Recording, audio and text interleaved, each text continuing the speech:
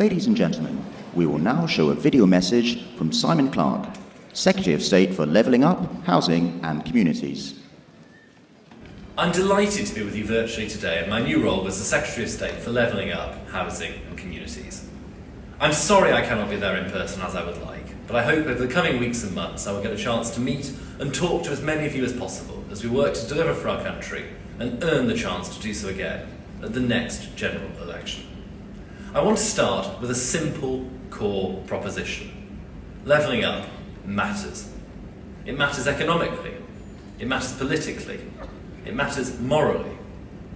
This spring, I visited a St Pius X Catholic primary school in Park End in my constituency. Park End is a ward in Middlesbrough, not far from where I grew up. It's one of the most deprived communities, not just on Teesside, but in the whole of the UK. But it's also home to people who are determined, resilient and proud of their community, their town and their country. I had lunch with the pupils at St Pius's. You could not find a nicer, more thoughtful, polite and friendly group of children. They were an absolute credit to their head teacher, Mrs Walker, their parents and to each other. And it was a visit that stayed with me. Because delivering on Levelling Up is about transforming the life chances of those children and children across the country. For too long, Middlesbrough has been one of the scores of places across this country that have been associated with economic decline and all the social ills that come with that. High unemployment, higher crime, and lives blighted by the fear of it, and lower life expectancy. I'll return to the Teesside story in a moment, but it has much wider applicability. For Middlesbrough, read Blackpool or Burnley or other northern towns, and not just towns and cities in the north. I could equally well be speaking of parts of Glasgow, or the Welsh Valleys, or Jaywick in Essex, or Hastings on the south coast. Levelling up matters to all these places and more. The task of delivering it is the work of a generation. The prize of delivering it is enormous.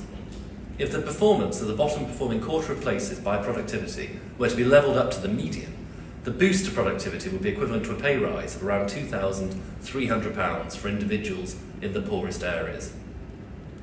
Levelling up is about kickstarting growth in the areas where it's hardest, the areas of our country that have been left behind in previous pushes for growth. We want to turbocharge success, but to do that, we must recognise that we're not working on a level playing field. It is my job, and that of this government and our party, to address this. And here I would say one thing above all else.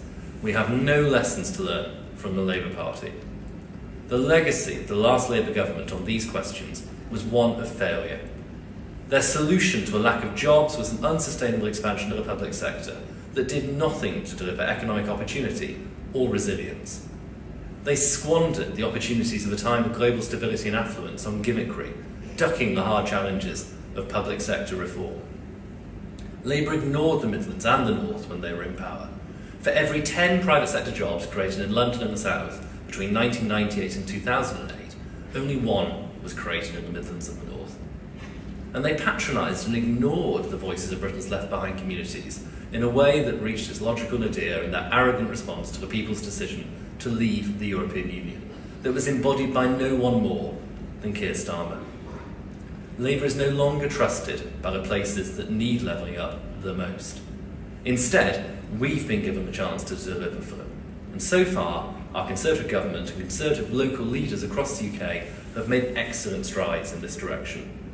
The work done by my predecessors to get the Levelling Up mission off the ground means we're already seeing tangible change from Stoke to Teesside, and I'm absolutely determined we should continue in this fashion. But we must also go further, be bolder, and be more ambitious. We must continue to help rejuvenate our local areas, support our high streets, and re-instil a sense of community. But we must also take more fundamental action to unleash our local economies, drive growth, and boost opportunity too. In delivering this agenda, I'm fortunate to have the support of a truly brilliant ministerial team. Paul Scully as Local Government Minister and Minister for London, Andrew Stevenson taking the lead on vital issues like homelessness and supporting Ukrainian refugees, Lee Rowley as Housing Minister working tirelessly to unlock the homes we need, Deanna Davison, my near neighbour in the North East, as Levelling Up Minister, Baroness Jane Scott, our champion in the House of Lords, as well as our whips Nigel Huddleston and Olivia Bloomfield, and our excellent PPSs Jason McCartney and Simon John. I could not be more glad to have their support and advice, and I could not be more grateful to our Prime Minister for making it so clear how much of a personal priority this work is for her. Now, recent weeks should have quelled any doubts about this government's appetite for bold action. Last month's fiscal statement was defined by its ambition and scope, and at DLUC, we're really hitting the ground running.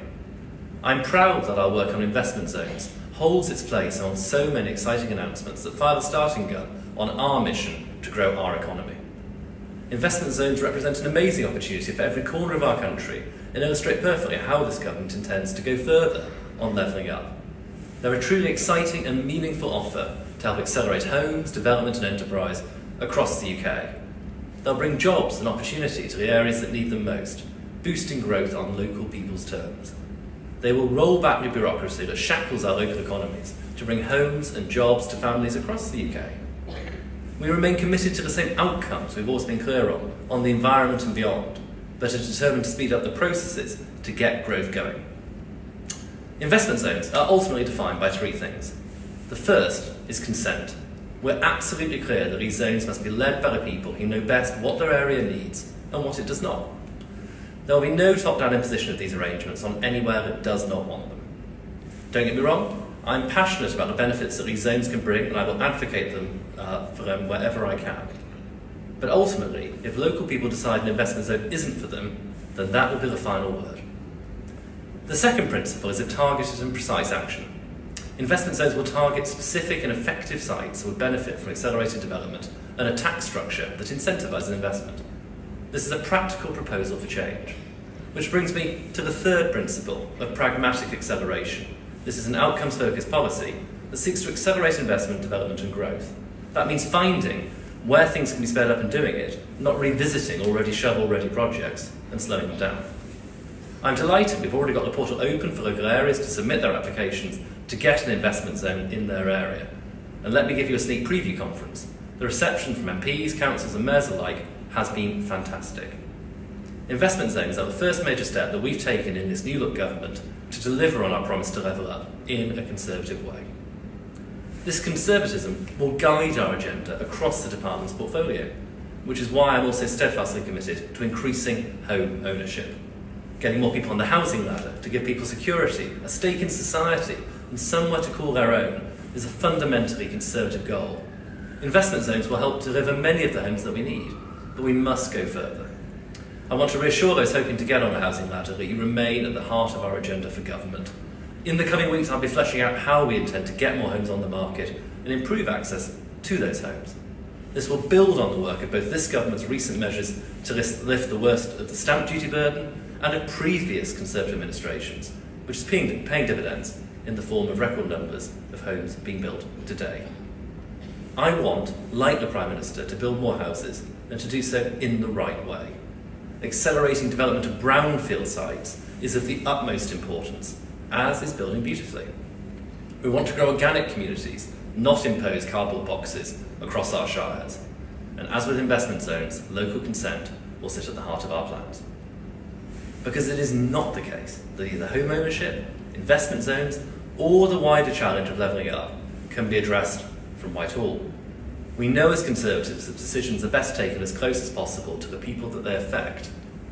I'm proud and passionate about what devolution has brought to many of our regions and want to build on those successes. The people of Birmingham don't need me to tell them that.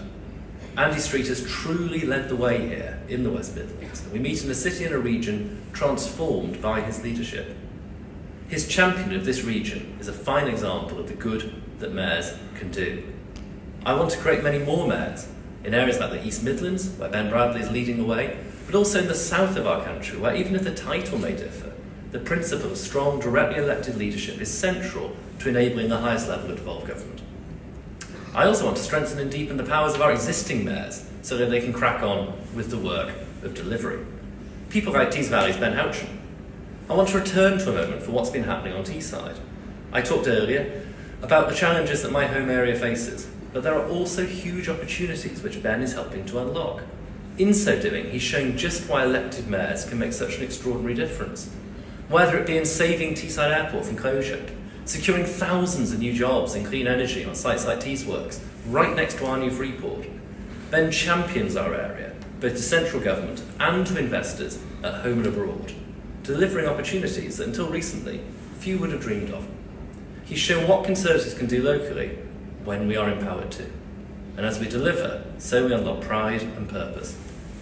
Teesside is becoming somewhere that successful people are moving to, rather than moving from, and somewhere where a child studying today at a school like St Pius's Primary can realise a bright future. So there is so much we can enable through devolution, and this is why I care so much about it. The flip side to devolving and empowering local government is that strengthening accountability is vital. I intend to support the local authority sector and to be an advocate for it, but I'll also crack down on mismanagement wherever I find it, such as in Thurrock, Nottingham or Croydon. I believe in local government because I believe it delivers for our people, the taxpayers. Where it does not, there must be effective scrutiny, turnaround programmes and consequences, and I will say more about this in the weeks ahead. Conference, there's so much else that I'm charged with delivering and on which I will expand in the months ahead. When it comes to building safety, I want to finish what my predecessors started, to fix our system for the long term, to protect leaseholders and ensure industry fixes the problems it created. I will push on with pragmatic, common sense reform that protects leaseholders, facilitates an operable insurance industry, and ensures we never have to face a tragedy like Grenfell again. The legacy of Grenfell must be better standards and safer homes for everyone. That is why I am resolved to fix the cladding issue as soon as possible. As we enter into autumn and winter, the government also remains focused on protecting the most vulnerable from rising energy costs and the wider cost of living in a world turned upside down by Putin's aggression. Our measures to protect households during the pandemic worked, and to help those facing cost of living pressures now, we're delivering thousands of pounds worth of support to households and businesses, as well as our new energy price guarantee. We will remain committed as a department, and I as Secretary of State, to doing all that we can to limit homelessness and rough sleeping. I'll be working closely with my new colleague Andrew Stevenson on this. Together, we will work to ensure that we build upon the fantastic support and dedication that this government has already given to tackle the scourge of homelessness. I know I will have the support of you all in delivering on this work, and that's why I want to end this speech by saying thank you. I know the importance of the grassroots of our party to what we're trying to achieve. You, the boots on the ground, the activists and the volunteers, the canvassers, the candidates and the councillors, are the backbone of our great party. It is because of your delivery, of leaflets through doors, of local services from our Conservative councils, and of our message of optimism and patriotism to every corner of the country, that we have the platform and the ability to deliver for the country in government. And as the Secretary of State responsible for levelling up, for local government and for communities, I want to ensure I am always working with you and for you to deliver on the extraordinary opportunities that lie ahead.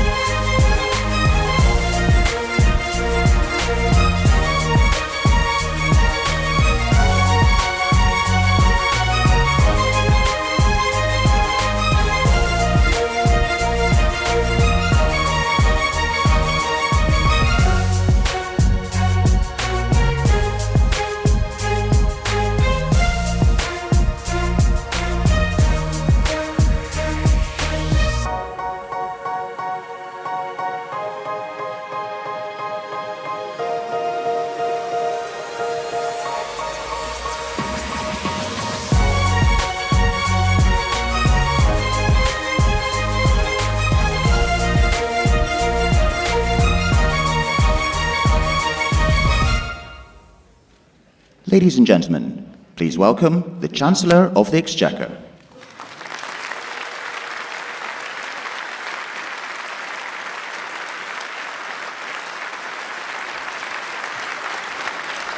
Thank you. Thank you, conference. What a day. It has been tough, but we need to focus on the job in hand. We need to move forward. No more distractions, we have a plan, and we need to get on and deliver it. That's what the public expect. That's what the public expects from the government. But first, conference, welcome back to Birmingham. This is a remarkable city.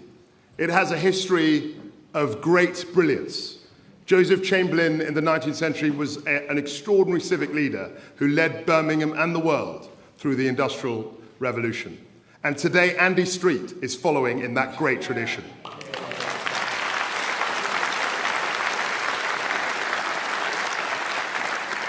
Grafts and grit turned this small town first into a thriving industrial market, then into one of the centres of the Industrial Revolution, which powered and grew not just the British economy, but provided the new technologies that changed the world forever. The Industrial Revolution was one of the most monumental transformations in human history, and it began here, with determination and application. Those Britons built a thriving economy. They inspire me today. They remind us that in Britain, with the British people, absolutely anything is possible.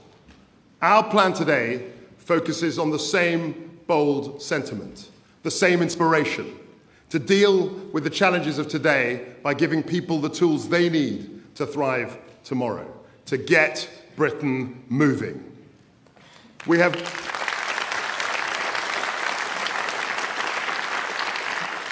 great ideas. We have the same inspirational people, and I know we have the same determination. Our growth plan, set out 10 days ago, will ensure we focus relentlessly on economic growth, because we must face up to the fact that for too long, our economy has not grown enough. The path ahead of us was one of slow, managed decline. But I refuse to accept that it is somehow Britain's destiny to fall back into middle league status, or that the tax burden reaching a 70-year high is somehow inevitable. It isn't, and it shouldn't be. We needed a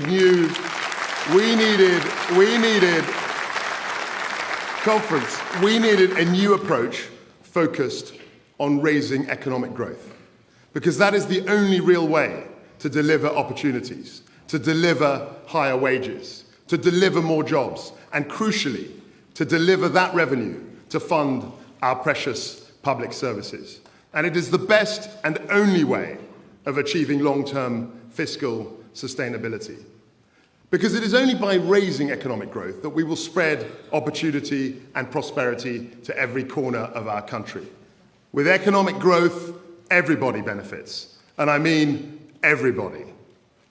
While we all believe in growth, we as Conservatives also believe that it is an important principle that people should keep more of the money they earn.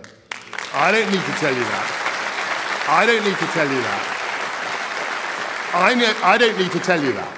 That isn't radical, that isn't irresponsible. It is a deeply held belief that we all share as Conservatives. We were faced with a 70-year high tax burden. We were confronted with low growth. And the path we were on was clearly unsustainable. So that's why we are cutting taxes for working people. That's why we will reverse the national insurance hike on the 6th of November. And that's why we will bring forward the 1p cut to the basic rate of income tax by 1 year. That's why we will take 200,000 people out of paying stamp duty altogether. Taken together, this is what our support will do for all our people. Thanks to our energy intervention, a typical person in a semi-detached property will save £1,150 on their energy bills this winter, on top of the £400 discount. And if they are earning an average salary, they will benefit from an additional tax cut of around £400. That is almost a £2,000 saving this year alone. But I can be frank, I know the plan put forward only 10 days ago has caused a little turbulence. I get it. I get it. We are listening and have listened. And now I want to focus on delivering the major parts of our growth package.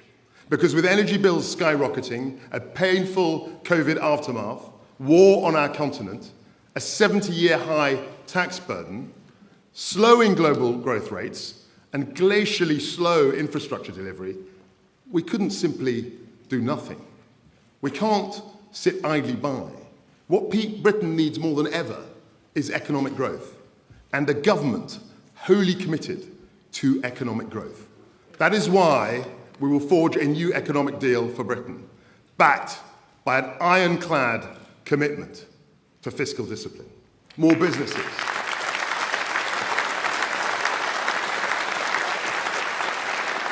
More businesses, more jobs, higher pay, more money for public services. Because we cannot have a strong NHS without a strong economy. We can't have good schools without a strong economy. We cannot fund our armed forces without a strong economy. So growing our economy should be our central and guiding mission. With this plan, we are aiming for 2.5% annual trend growth. We've done it before, and we can do it again. And even in the face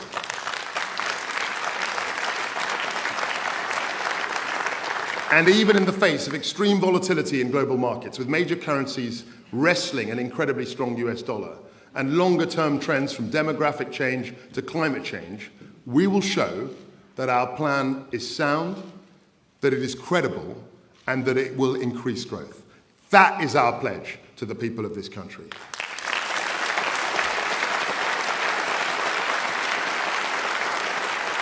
However, conference, there is an immediate challenge facing not just our country, not just our people, but the whole of Europe. The high cost of energy driven by Putin's barbaric invasion of Ukraine. Cast your mind back just 4 weeks ago. We had dire warnings of extreme energy prices to come. Corner shops to heavy industry predicted unprecedented disruption. Business groups feared mass unemployment. Entire livelihoods were on the line. Make no mistake, this was a very real prospect for our country. So within 48 hours of taking office, we announced one of the most significant interventions ever conceived by the British state. Annual energy bills of up to £6,500 from next year were staring us in the face. Everybody was worried. Now we are holding down the price at an average of £2,500. Not just this winter, like the Labour Party promised, but next winter too. 2 years of significant taxpayer support to protect our people. Because this government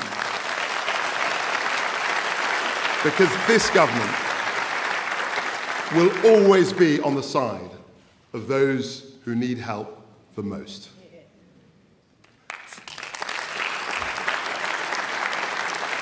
For our businesses too, conference, help is on its way.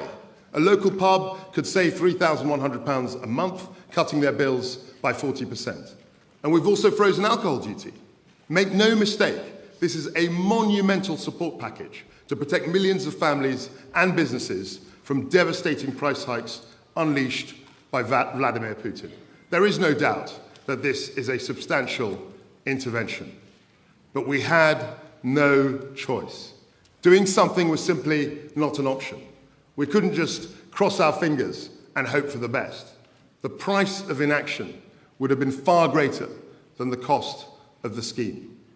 We will deal with the short-term shocks caused by Putin, but we must also go for growth to ensure we are much more self-sufficient. We will tackle the mistakes of the past to ensure the UK can never again be blackmailed by people such as Putin and his like.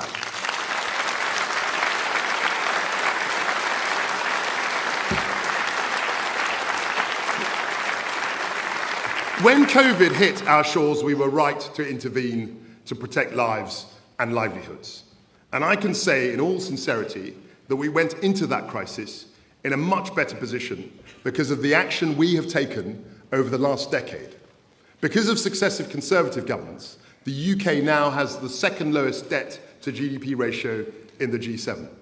And throughout this urgent endeavour of ours to protect Britain from high energy costs, and in response to the urgent need to grow our economy, we have taken the appropriate action. Our entire approach will be underpinned by a strong institutional framework which enhances growth in our country, including our independent Bank of England and Office for Budget Responsibility. We will have a strong fiscal anchor, with debt falling as a proportion of GDP over the medium term. That is the Conservative way. But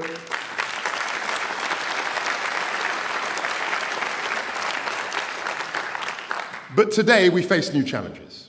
And in addressing those challenges, we will act in a fiscally sustainable and responsible way. That is why, shortly, we will publish our medium-term fiscal plan, setting out our approach more fully.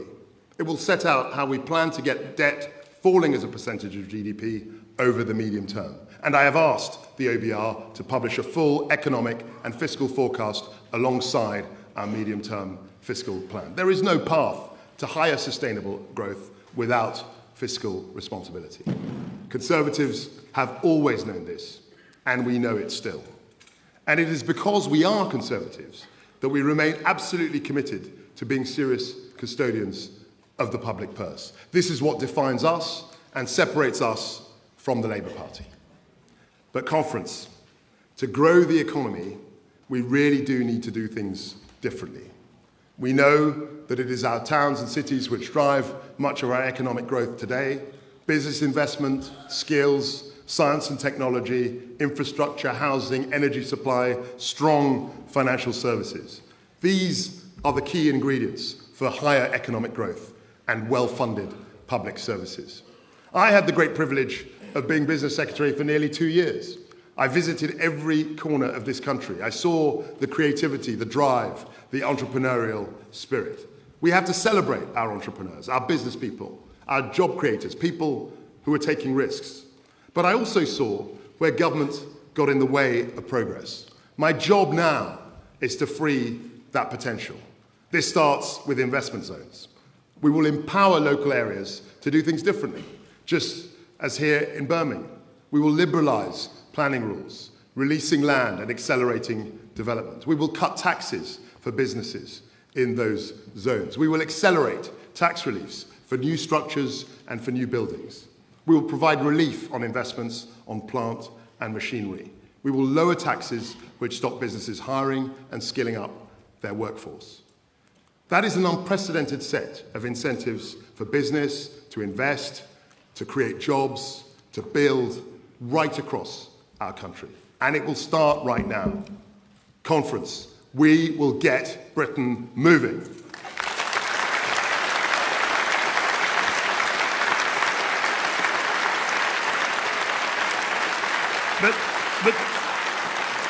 But too often, regulation holds business and Britain back. Stifling red tape puts up too many barriers for entrepreneurs looking to scale up. There are too many rules for small business owners who want to take on an apprentice. There are too many burdens on our finance sector, stopping it from investing in key projects. And when Britain's innovators, job creators, entrepreneurs, and risk takers are held back, so is Britain. That is why we will review, replace, or repeal retained EU law holding our country back.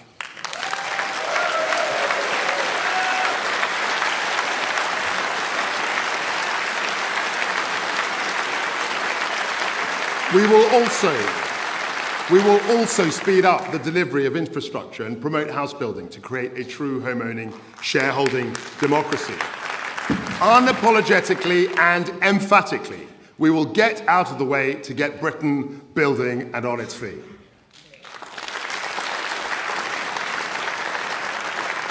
Over the coming days and weeks, we will forge ahead and break down the barriers that have held our country back for too long. On childcare, agriculture, immigration, planning, energy, broadband, business, financial services. Sensible economic reforms to produce more of the products and services we need to drive down costs, to create jobs, and to generate higher pay and productivity.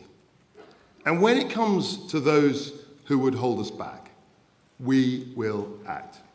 Pernicious strike action disrupts the lives of British people and slows down our economy. It stops children going to school. It stops parents from going to work. And it stops people from getting the vital care that they need. Action which slows down our economy cannot be the policy of any serious party serious about growth. And a party which is not serious about growth can never be considered fit for office.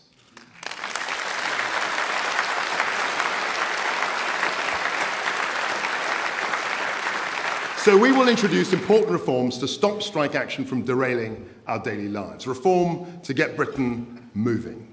Conference, I am unashamedly a pro-business conservative.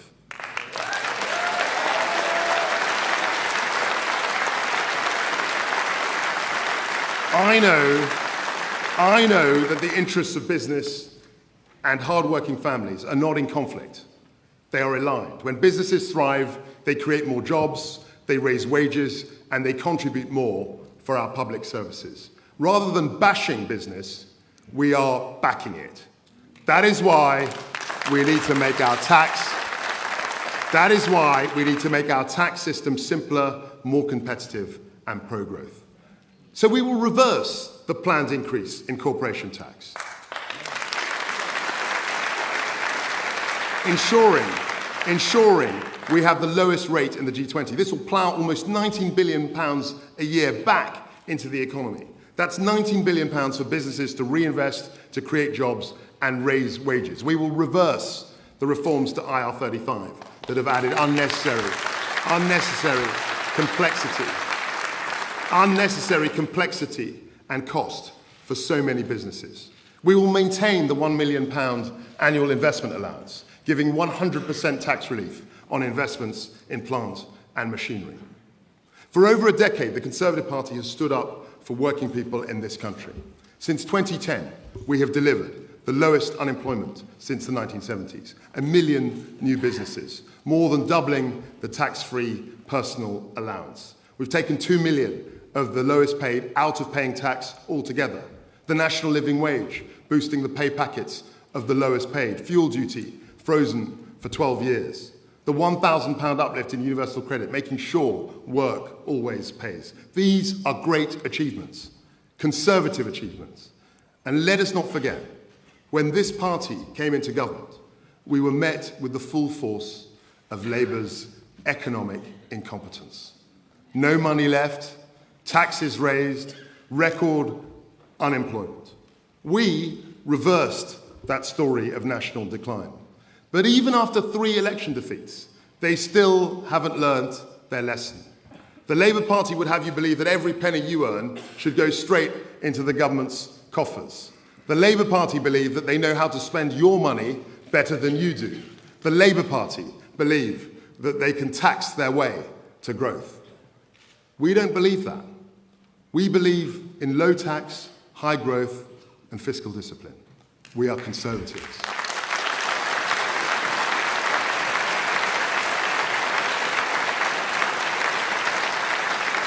And that conference is what our growth plan delivers. Last week, we saw a Labour Party with the same old ideas, renationalisation, empty slogans, no plan for growth.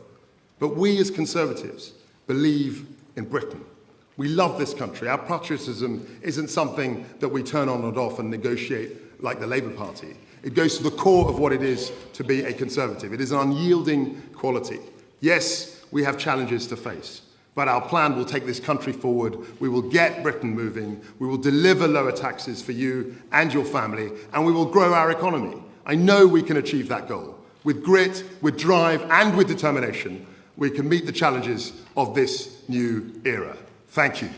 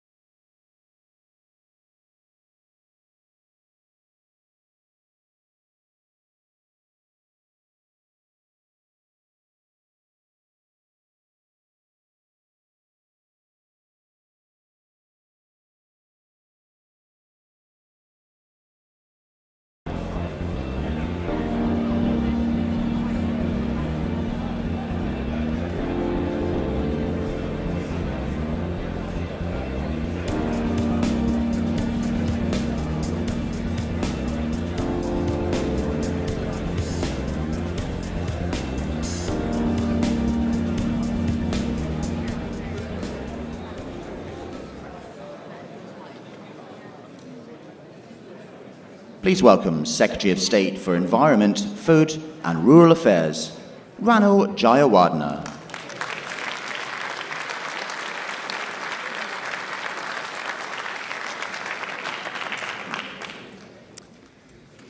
I am delighted to be standing before you today as your Secretary of State for the Environment, Food and Rural Affairs, and it is a great privilege to serve you in this role because I was raised in a rural county, the county that my family and I still live in, the fine county of Hampshire.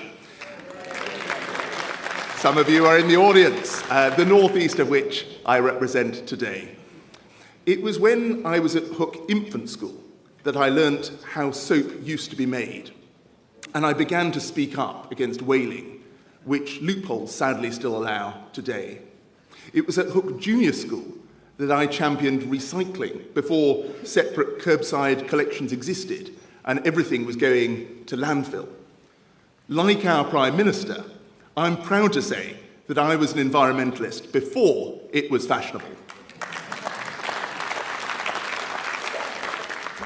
Having grown up in North East Hampshire, I understand the issues faced by those in rural communities too. I will be a champion for all who live in the countryside, the length and breadth of our nation, and I look forward to visiting farms, businesses and charities across the country, including in Shropshire, PDM Produce, where I was yesterday, Mondelez in Bourneville, who I will be visiting on Wednesday, and thank you to everyone who has given me such a warm welcome already, here in Birmingham, across the West Midlands too, even if the same can't be said of Twitter. There is much to do, and I have been put here by the Prime Minister to deliver. At DEFRA, we're all about EFG, the environment, food and growth. And I am delighted to have a great team who are getting on with the job. Trudy Harrison as your Minister for the Environment, Mark Spencer as your Minister for Food, Scott Mann as your Minister for Growth, all ably supported by Lord Benyon as Minister for International Nature and Biosecurity, and Lord Harlech, Darren Henry, Laura Farrist and Anthony Higginbotham in the Whip's offices and as my parliamentary private secretaries. And as we all get on with the job, top of the list, key to unlocking everything that we want, is growing our economy. Though our opponents would like to pretend otherwise, a strong, healthy environment and a strong, healthy economy are not incompatible. In fact, they are perfect partners. A strong economy and a strong environment is how we deliver in a conservative way. And that's why I can assure you today, my friends, that my department should no longer be seen as one that follows the EU, imposes rules and impedes innovation. Instead of being a regulatory department, we are now an economic growth department.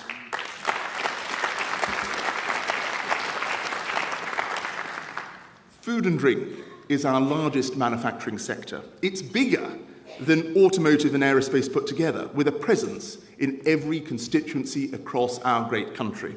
The opportunity for growth is enormous, and it will bring jobs, skills and prosperity to people across the nation.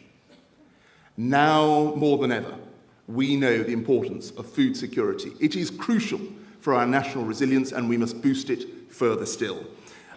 British food and farming are the best in the world. Premium products that should not just be enjoyed at home, rather they should be championed around the world. And here at home, we should be able to buy British with confidence and with pride. Yes. But to do that, we need to tighten up our labelling. We have some of the highest animal welfare standards in the world. Shoppers vote with their feet and choose to buy British for just that reason. And yet, did you know that Danish pork, processed in Britain, can be sold as British? We don't have to bow the knee to every bureaucratic Bonaparte in Brussels anymore. Haven't we taken back control? That is why we are working with supermarkets and producers to improve the data that they collect on where our food comes from. And we will launch new British labelling so that the people of our great nation can have confidence that anything labelled as British is British.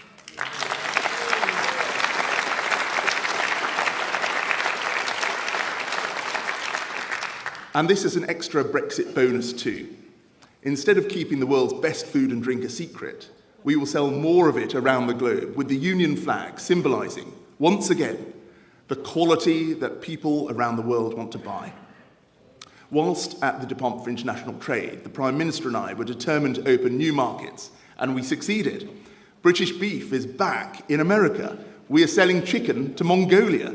We are shipping Scottish salmon to Saudi Arabia. And our friends in Canada are enjoying Scotch whisky too. But this is just the beginning. And like the Prime Minister, when she was the Environment Secretary, in a fortnight, I will be in Paris at the world's largest food fair, bigging up British products.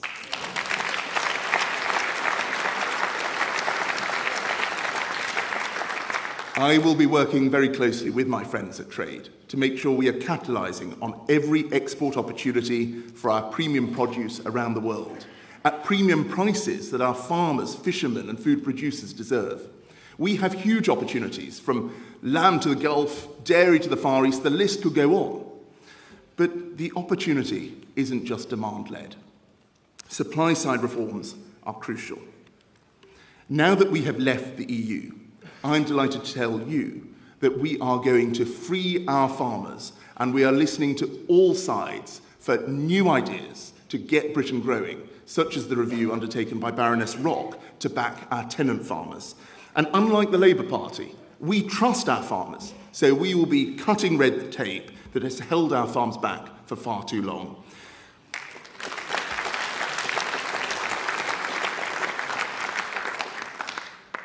We announced in our growth plan that we would review farming regulations, but contrary to what you might have read in some corners of the media, we remain committed to our environmental schemes that support our farmers as they look after our countryside.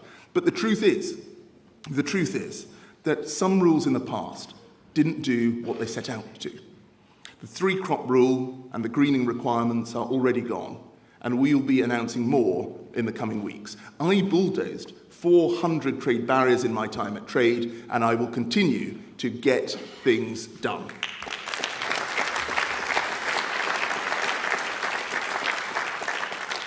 We must look to the future too.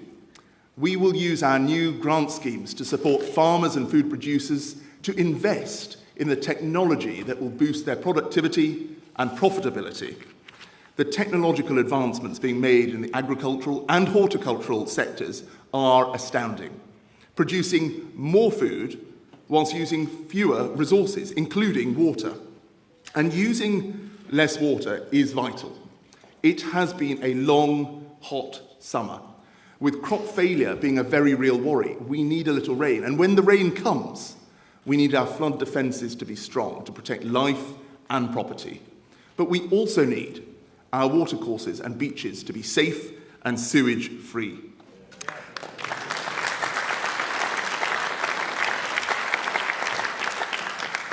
I believe in private enterprise. We all do. It's business that creates jobs, secures our prosperity and pays for our public services. Private enterprise is intrinsic to our Conservative DNA. And yet, we all know that government must step in if there is market failure. Our water companies have a lot to answer for.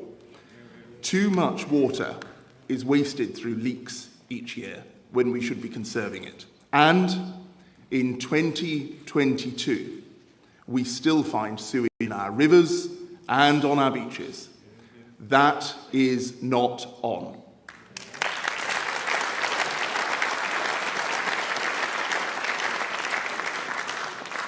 On my first day in office, I met water company bosses to give them their report card.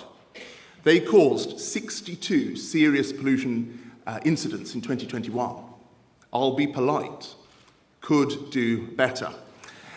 And I asked them to write to me with their plans to accelerate investment in infrastructure.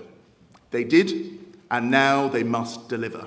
Privatisation has put in £170 billion of investment into our water infrastructure already, and the private sector will now put in another £56 billion more. If they don't deliver, there will be consequences.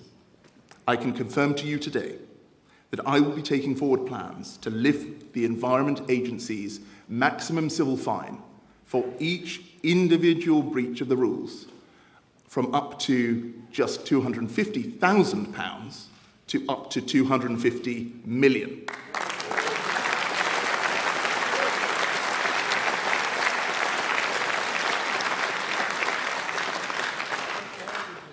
This doesn't only affect families going to our beautiful British lakes, rivers and beaches in the summer, or surfers braving the cold winter swells. It has repercussions for our environment at a time when our biodiversity is seriously under threat.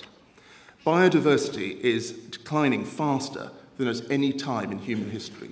We rely on nature to provide us with food, water and clean air, and biodiversity is crucial to enabling nature to be productive and resilient.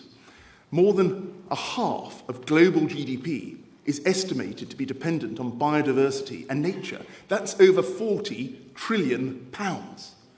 When I was first elected, I founded the all-party parliamentary group on endangered species. I can tell you, I believe in halting the decline. Except, I should say, my friends, for the decline of the lesser, but still too often spotted, the so-called Liberal Democrat. That's a species I'd be happy to see remain on the endangered list, because I stand shoulder to shoulder with you, my friends. Like you, I have fought the Lib Dems and the Socialists in communities across the country as an association officer, as a councillor, and as a Member of Parliament. And in this brief, at DEFRA, I will work night and day to preserve our green and pleasant land.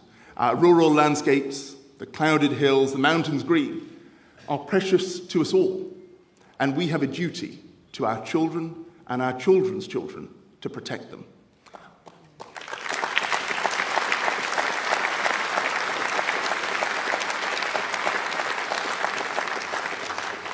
I will honour that duty, and I will not let leftists who seek to divide us undermine that collective responsibility that we all share to protect the environment, because it is this Conservative government that has put in place world-leading targets to halt the decline in nature by 2030, with particular thanks to the hard work of my immediate predecessors, George Eustace and Theresa Villiers.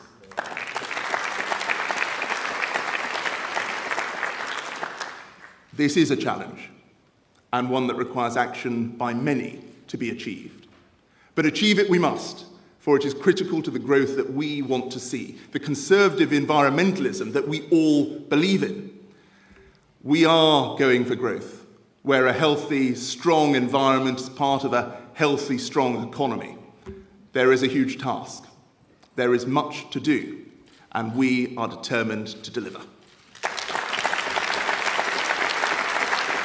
Thank you.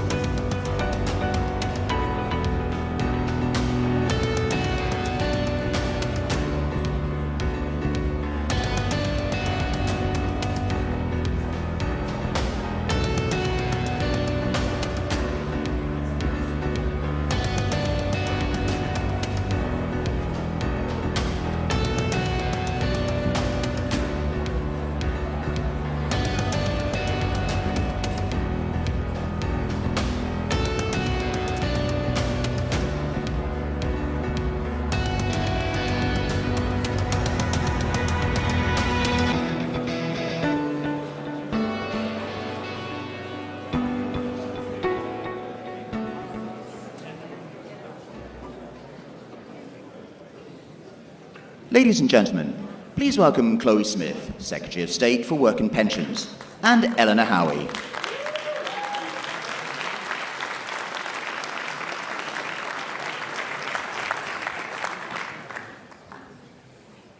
Good afternoon, everyone. It's a pleasure to be here with you this afternoon and to have this opportunity to speak with you. My name is Eleanor Howie. I'm the CEO of a company called Valiant Lingerie, in which capacity I have the opportunity to work really closely with people who've been infected by issues like a diagnosis of breast cancer, for example, and in the future, moving forward, with people who have other functional requirements. And it's in that capacity that I've had the pleasure of meeting the next speaker, who I'm going to have a chat with today, Chloe Smith. So without further ado, I would like to take this opportunity to introduce you to your Secretary of State for Work and Pensions. Chloe, I want to take this opportunity to say a huge congratulations to you on your new role. Eleanor, thank you. Thank you, Conference, I'm really excited to be with you as a brand new Cabinet member and to talk about our absolutely critical job of getting people into work. In fact, you can see one of our conference logos up there to the side of the stage. This is how central the work of my department is to our mission of going for growth. So I'm Chloe Smith, as you introduced me. I'm the Member of Parliament for Norwich North, and I'm very proud to be one of the longest serving female Conservatives in Parliament, and I'm totally thrilled to now be the Secretary of State for Work and Pensions. Before we get into our subject matter today, I'd like to thank the activists and the members who are with us here in the hall and maybe following from home as well. I, for one, have beaten Labour 5 times in a marginal seat, but I know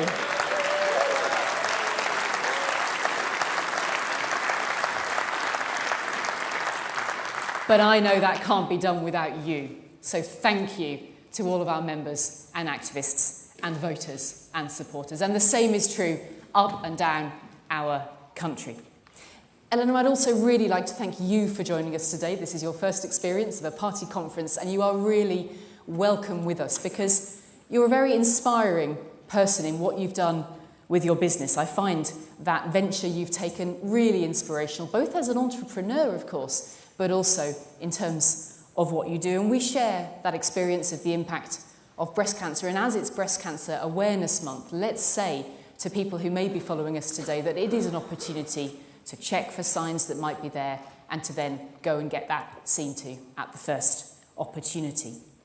I think you also show how women can carry on with confidence from what may then follow, and I want to use my role as the Secretary of State for the Department for Work and Pensions to also help people to return to confidence and to return to work when that's right for them. Maybe they'll even consider following your steps into setting up their own small business. Thank you, Chloe. Thank you for those kind words. And we have spoken about our shared interest in empowering women to feel confident. So it's great to hear.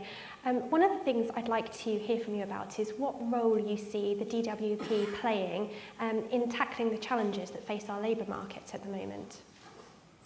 I think these challenges are absolutely central, Eleanor, to where we are as a country, and the DWP has a critical role to play in this. I'd like to thank my team at the DWP, and many are here in the audience. My ministers, Victoria Prentice, Alex Burghardt, Debbie Stedman-Scott, Claire Coutinho, our fantastic PPSs, David Johnson and Jerome Mayhew, and our whips, Joe Churchill and Byron Davis. Now, our focus, our mission, will be to help people to start and stay and succeed in work. And by doing that, we drive the economy. We need to help businesses fill their vacancies. Now, there may well be people in the audience here today, especially as it's business day at Party Conference, who have had direct experience of this. You may be sitting here having run your own company and thought, I need talent, I need to be able to recruit and to retain. And whilst unemployment is at its lowest rate for 50 years, which we should celebrate, vacancies are nonetheless too high. And so that limits growth, that leaves potential unfulfilled. My department will be helping to rise to that challenge. We want to help claimants into work, and we want to support those who are known as economically inactive. Now that means as many as 9 million people in our country who have not recently been looking for work. We need, as Conservatives, to focus on what people can do, not what they can't, and we will be doing that as a department. Now, we're already making changes to help people to find more hours and to earn more. That's critically important at a time when people are very anxious about the cost of living. And of course, it's also true that part of our department's mission is to help more people into work, which in turn means that with a sustainable tax base, we are able also to make sure our public services are on a firm footing for the future. Great, thank you. We've also spoken in the past about our shared interest in business and the role of business. So perhaps you can tell me a bit about your view on that. What is the role of businesses? Of course, also absolutely instrumental in this, because of course it's businesses' own vacancies, and we want to be able to play that role to help British business to thrive. Now, how do we do that? We are supporting businesses, of course, with our plan for growth, and you've heard the Chancellor and others, and I think you have the treat of the Business Secretary coming shortly this afternoon as well. And that includes the supply side reforms and the many projects we'll be working on up and down the country to get things moving. We're also supporting businesses with their energy costs, just as we are supporting households. But we know in turn, of course, that businesses want to be able to take people on, and businesses know that that means they will have to skill people up, they will have to invest in training. I would also point out the virtuous circle between health and work, and this is something my department will be absolutely focused on doing, because work is very good for one's health, and health is critical at work, and businesses know this, I think, for their employees. So to have people start and stay and succeed in good work, British businesses will be thriving as well. Thank you. I think that leads really nicely onto something that's close to my heart and I know is an interest of yours, and that is what we can do to ensure that people who have disabilities or are facing health conditions to support them in playing an active role in the workforce. You're absolutely right about this, Ellen, and it really is a passion that we both share, and I'm absolutely sure shared also by the audience here today. And indeed also I know something that a lot of businesses are beginning to focus on, and in many cases extremely successfully. Let's not forget, of course, that actually we've seen a great milestone passed earlier this year where we surpassed a manifesto commitment. We had hoped we might see 1 million more disabled people go into jobs over 10 years. In fact, that target got smashed in just 5 years. So this shows a number of factors at work, but also is something to be very, very proud of. Now, over the past 3 years, looking a little more widely, we do see rising inactivity, driven by increasing numbers of people leaving the workforce due to health problems, and also some different choices being taken by the over 50s. We, of course, want to retain that talent. And I believe there is much more we can do to help people get the chances that they deserve, because of course as Conservatives that is what we believe in. Everyone needs the chance of a good job. When I was the Minister for Disabled People, I saw as an example how deaf people were too often left out, too often excluded in work or in education or in wider society, and that's why I was so proud to help lead the changes represented by the British Sign Language Act. And can I also thank our interpreters who are with us all through the conference. Now, there's much more to do.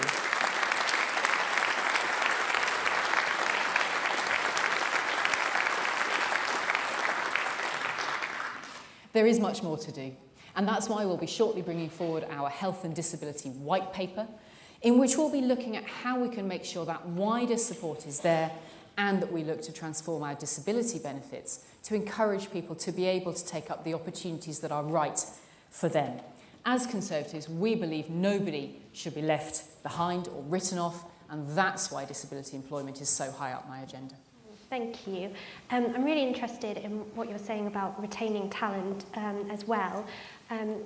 What are you doing to support pensioners and older workers so that we're making sure that we don't lose that leadership expertise and those years of accumulated knowledge from older people?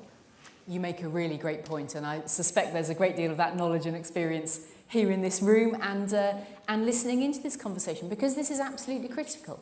As we are living longer, as we are enjoying fuller lives, I hope, then this becomes an absolutely central point, and it's something so important to businesses as well, because, for the reasons we've discussed, businesses are seeking to fill their vacancies.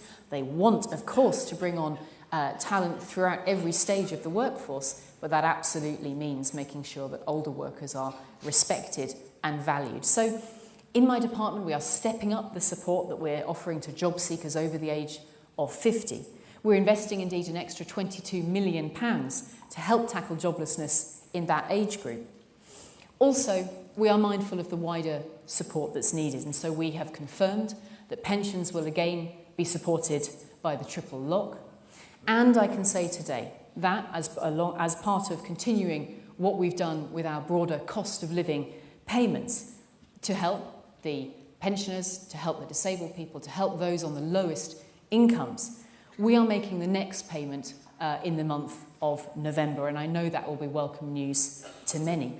We do understand that these are very anxious times for people. We know that people are struggling with some of the costs that are rising, and that's why protecting the most vulnerable is a vital priority for me and to this government. Thank you.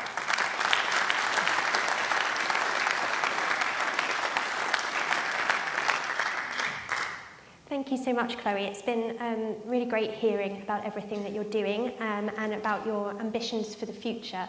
I know that there are many things that you're really passionate about, and you're bringing that passion to your new role and to the challenges that lie ahead. So thank you so much for talking to me about it today.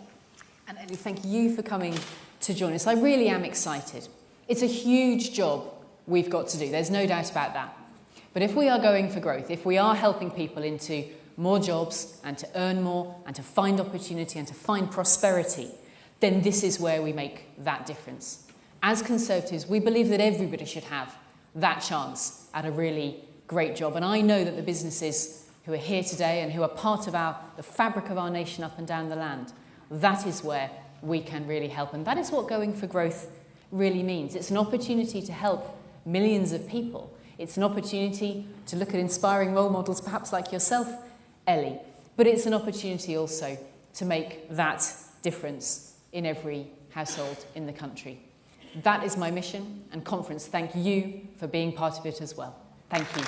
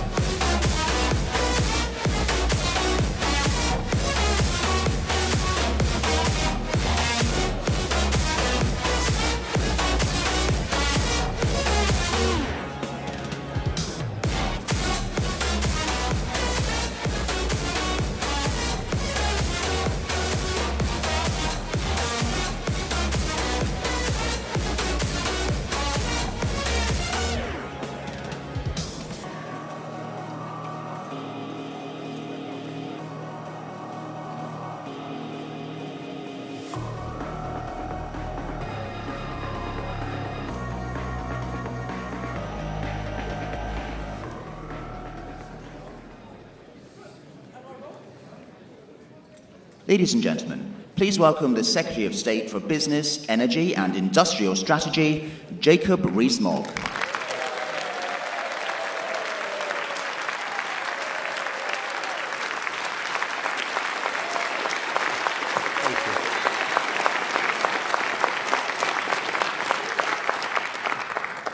Well, ladies and gentlemen, thank you, and congratulations for coming to the conference in spite of the best efforts of Mr. Mick Lynch.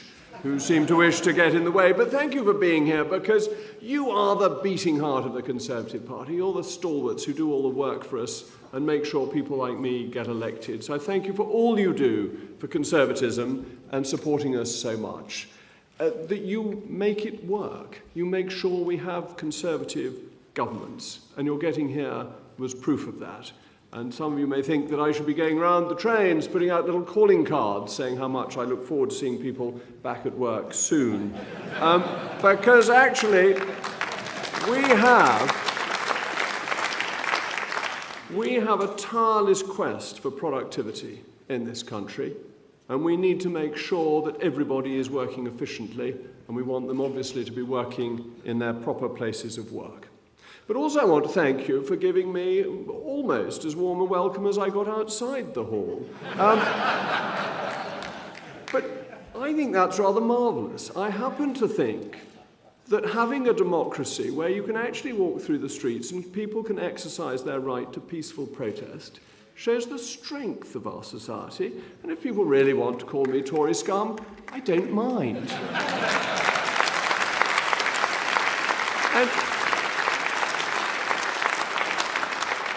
And it has to be said, walking through the beautiful streets of Birmingham, turned blue once again, or turning blue once again, thanks to the great efforts of Andy Street, is a great privilege. And it's lovely to be here, and to be here with this fantastic audience, and to be speaking to you as Business Secretary. And I'm going to reintroduce a great tradition that Secretaries of State used to have when they came into the conference, of introducing my brilliant ministerial team. So my fellow Cabinet Minister, Graham Stewart, is here as Minister for Climate. Jackie Doyle-Price is here as Minister for Industry. Nusrat Ghani, Minister for Science and Investment Security. Dean Russell, Minister for Enterprise and Markets. And Lord Callanan, who I can't actually see here, but is nonetheless a very great man, is the Minister for Business, Energy and Corporate Responsibility.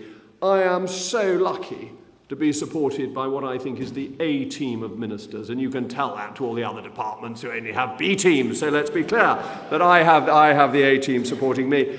But it's also quite fun to be speaking for the first time in all the years I've been a Member of Parliament from the main stage. I did once in the old days when I was the candidate in Wrekin get up to the main stage, but that was only for about 3 minutes, and I've got a bit longer now. But it makes a change. I used to do the rounds of the fringes, when sometimes I wasn't entirely in line with what the government was then doing. So it's nice to be on the main stage and leaving the fringes to certain other right honourable friends of mine who seem to be having a jolly time. But instead, I'm here in full support and honoured to serve a first-class Prime Minister. And the Prime Minister, since she took office, has completed about a year's government business in a fortnight. And I'm glad to say I think the Prime Minister, and I say this as Minister for Energy, is a genuine dynamo and is producing electric fields that are making sure that things get done, and she knows how urgent the challenges we face are. And the challenges are particularly in energy. First of all, affordability this winter. Second, securing energy supplies. And third, what I would like to call intelligent net zero. And how are we tackling those challenges? Well, rapidly is the answer. As the opposition sniped and catcalled and did what it usually does, we got on with it. We worked properly, night and day, and actually the civil servants in Bays worked incredibly long hours to create the energy price guarantee for households and the energy bill relief scheme for businesses. We have ensured that the British people, families and businesses, will get help now from the 1st of October with energy price support that took effect on Saturday, regardless of where they live in the United Kingdom and however they get their energy. His Majesty's government has acted with speed and foresight to deliver this protection for households throughout the entire kingdom. And the same is true for... Thank you, somebody agrees with me, that's so nice.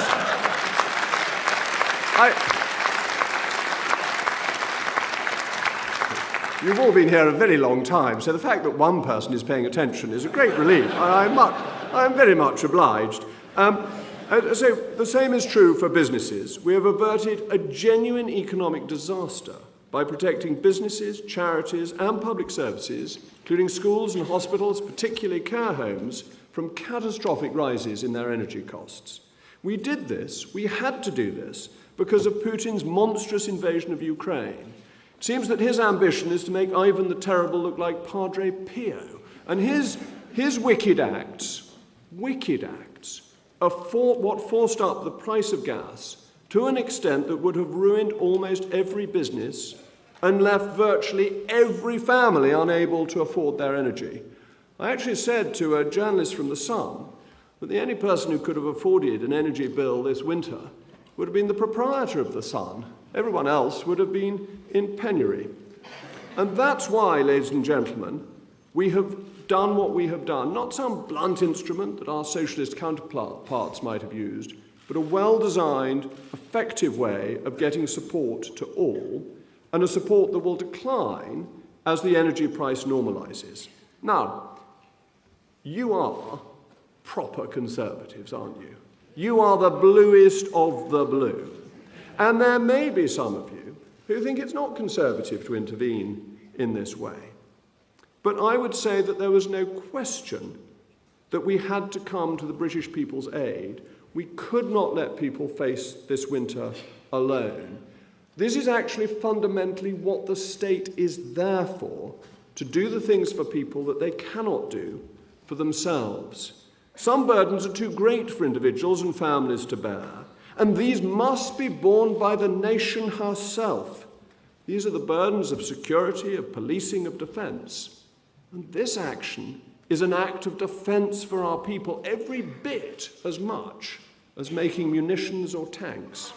And our great hero, I expect he's a great hero of all of you, scanning this hall, even before you know who I'm going to say, I'm confident that this man is a great hero of many of you. Adam Smith himself, the father of free marketeers, the paterfamilias of economic theory, put the defence of the nation above all else. He told us that the Navigation Acts, which you will all recall from your O-level history, against the Dutch, it's quite interesting, you know all those things we say about Dutch courage and so on and so forth, all come from the 17th century wars we fought against the Dutch.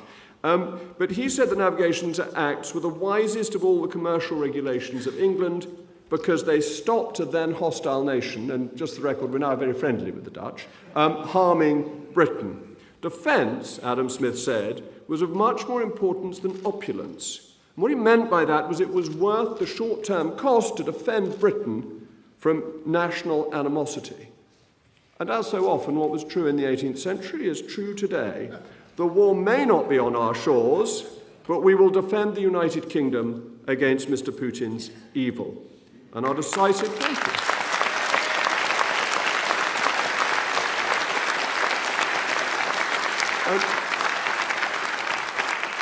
Our decisive action will save millions of families and businesses from penury. And you know what? Imitation is the greatest form of flattery. We're being imitated by our German friends who have rolled out an almost carbon copy scheme.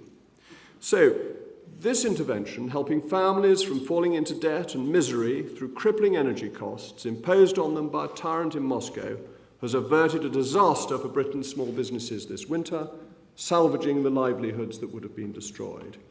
So this winter, we are once again standing together with the British people.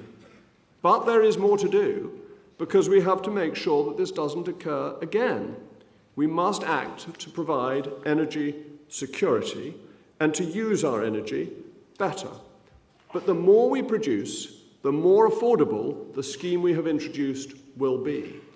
Energy supply, cheap energy, is the foundation of our prosperity.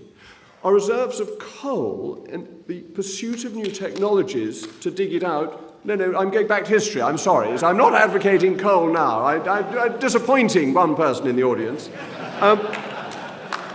Digging it out of the ground spurred the Industrial Revolution.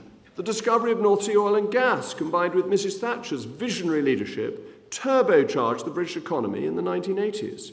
And now our future prosperity depends on our ability to secure affordable energy in abundance. High energy costs have made our industries uncompetitive and increased the cost of building roads and railways. They've often meant the difference between business choosing to invest in the United Kingdom or turning their backs. So we have an energy supply task force led by the highly esteemed Maddie McTurn, who delivered the vaccines that rescued us from the COVID pandemic, and she is moving to secure our energy supplies in the coming months. Our aim is secure, cheap and plentiful supplies, the veritable engine of economic growth. Now that may lead socialist commentators to paint me as a fossil fuel junkie. But I am neither fossil fuel junkie, nor, it has to be said, a junkie of any other variety. So let me reassure you that I'm committed to net zero by 2050. But the green agenda does not mean an agenda of poverty. It does not contradict the growth agenda. So we will go green in a way that makes the British people better off, not worse off, drives growth instead of hindering it, levels up by boosting industries in our region instead of imposing costs that drive them to the brink of ruin. The faddish Islingtonian Labour Party was happy to destroy industries like steel by imposing needless costs on their energy, which wasn't just unfair, it was ungreen and simply forced manufacturing overseas, making us import more polluting products. We need intelligent greenery, not religious zealotry. And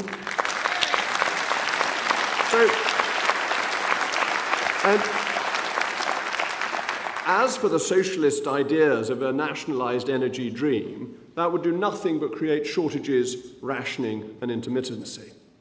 So, ladies and gentlemen, you've heard me called before, no doubt, the honourable member for the 18th century. Actually, right honourable member nowadays. I mustn't forget the promotion I was kindly given by the great Boris Johnson, who put me in Her Majesty's Privy Council. But it's not an insult to me, because the Georgians were pioneers, innovators, inventors of the power loom and the spinning jenny, the fathers of the Industrial Revolution.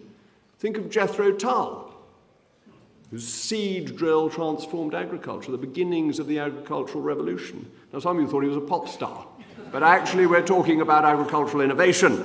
Matthew Boulton of this great city and James Watt, who developed the steam engine that powered the Industrial Revolution. It is that spirit of progress that this government must capture, which is why we are moving full steam ahead with carbon capture and storage, expanding the world's biggest wind farm at Dogger Bank, developing hydrogen and nuclear, including modular nuclear reactors.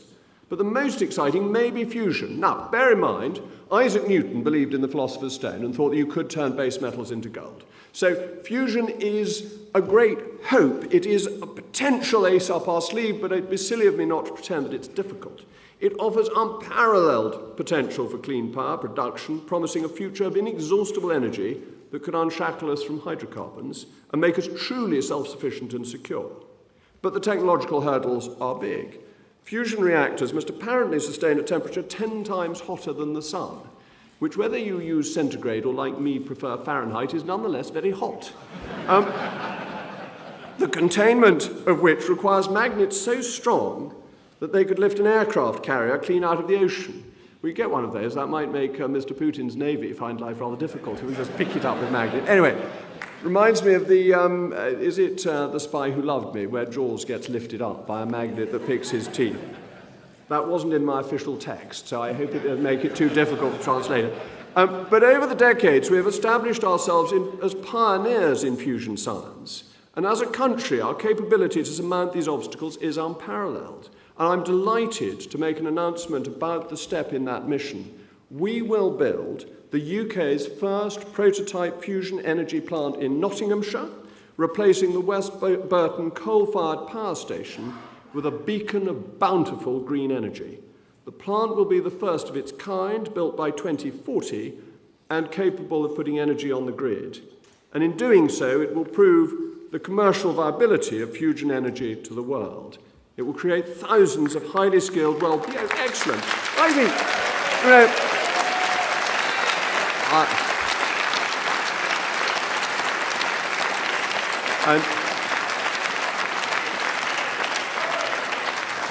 and I hope somebody will clip that as a round of applause for the good people of West Burton in Nottinghamshire for what they are managing to do for this nation. So it could be an industry worth billions of pounds to the UK economy, and position the UK to design, manufacture and export the first fleet of fusion plants, putting us in the vanguard of a market with the potential to be worth trillions of pounds a year.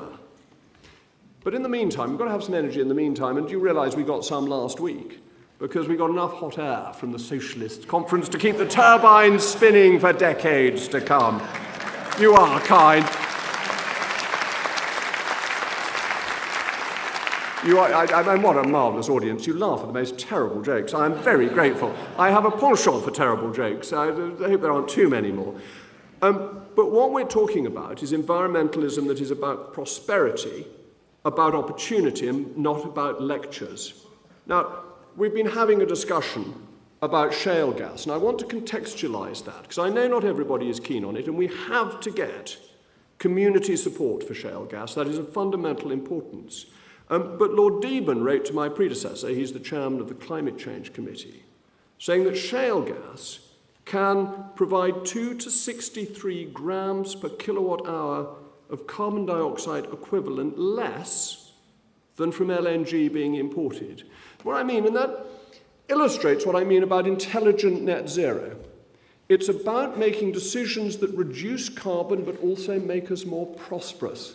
Doesn't mean everything that I say is going to happen tomorrow, but it's about a program that makes sure we don't harm our industry so that we go green in ways that create rather than destroying prosperity. Because cheap energy is essential to a flourishing economy, but in a way it's the foundation of a flourishing economy. There's more to do, so that's why we are looking at supply-side reforms that go much further. We've already at this conference announced that the definition of small and medium-sized enterprises will expand from 250 employees to 500. Thank you. One more person agrees. This is great. I mean, this is absolutely marvellous. It's so good. I get one person to agree, and then some of you join in. So the more of that, the better. This is what we need at a Conservative conference. And I know you've all been here for hours, probably gasping for a cup of tea. And I'm not going to detain you too much longer. But thank you to the gentleman over there who is delighted that we're going up to 500 rather than 250 employees for a small and medium-sized enterprise, extricating them from a host of regulatory burdens, including costly non-financial reporting requirements, which are simply paper shuffling. Well, in my case, not so much paper as parchment, but then I have to stop. But the structural reforms that we're about to deliver include the Brexit Freedoms Bill. The Brexit Freedoms Bill is a fantastic piece of legislation, defining constitutional piece of legislation that will remove the dead hand of EU laws from our statute book finally. There are over 2,400 EU laws that will be amended or repealed, and any EU regulation which remains will no longer apply to these SMEs of up to 500 employees, and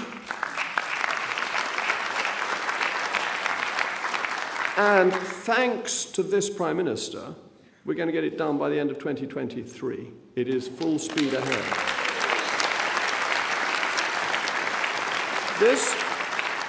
This will take more businesses out of the clutches of overbearing regulation, freeing the British economy further and making us more competitive. But we've also got to deal with strikes. We've got to keep Britain moving. Isn't that what it says somewhere up here? Yes.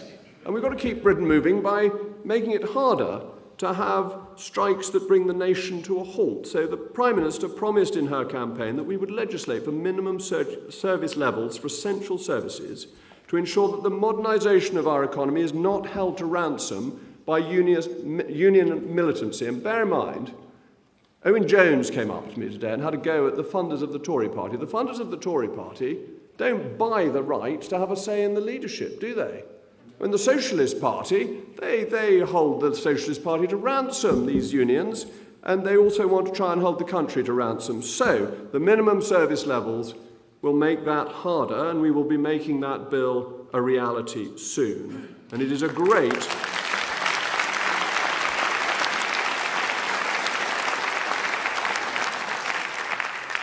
and if I may use a rude word, it is a great modernisation. But we also need to improve R&D. My department, the department I now lead, spends billions of pounds of taxpayers' money each year on R&D, and that must be a focus for value for money and turning our innovations into inventions. We're doing that with nuclear technology, but we need to make sure that every pound spent is delivered.